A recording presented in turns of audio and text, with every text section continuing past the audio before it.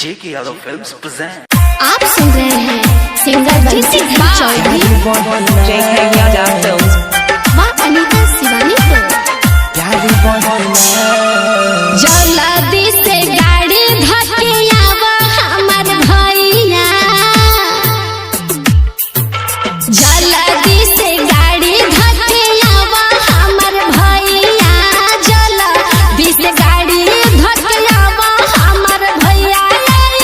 पवन दे बहार बरसे सावन के फुहार, राखी बांधे महो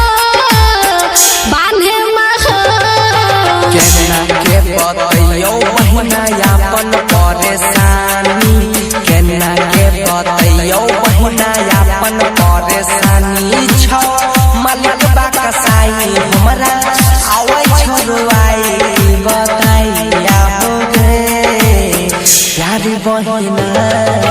जल्दी से गाड़ी धकियावा हमर भैया, जल्दी से गाड़ी प्यारी बहिना, प्यारी बहिना। आप सुन रहे हैं सिंगर बंसीधर चौधरी व अनीता शिवानी को।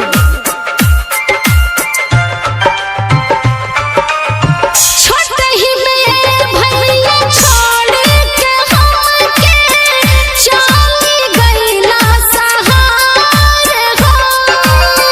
की करियो मजबूरी छौ ऐसन बाबूजी त कमजोर हो गए, बात के बुझे छै मजबूरी, बात के बुझे छै परेशानी छियो न भैया कठोर गे। जल्दी से गाड़ी धकियावा हमर भैया, जल्दी से गाड़ी धकियावा हमर भैया। आइल पावन त्योहार बरस सावन के फुहार, राखी बांधे महो जल्दी से गाड़ी धकियावा हमर भैया, जल्दी से गाड़ी।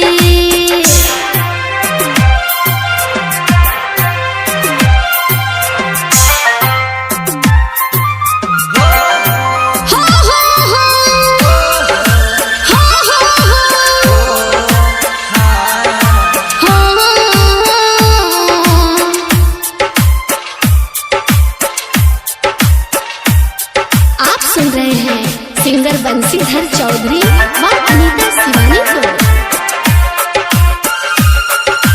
जाके घड़ी भैया वादा तू कइला, हर साल आइब बहिनी गाँव हो।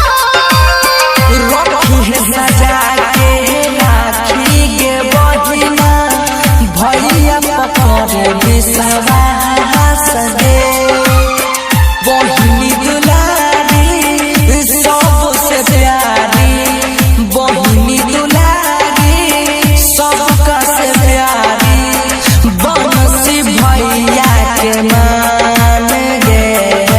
जल्दी से गाड़ी धकियावा हमर भैया, जल्दी से गाड़ी धकियावा हमर भैया। आइल पावन त्योहार बरस सावन के फुहार, राखी बांधे महो जल्दी से गाड़ी धकियावा हमर भैया। JK Yadav Film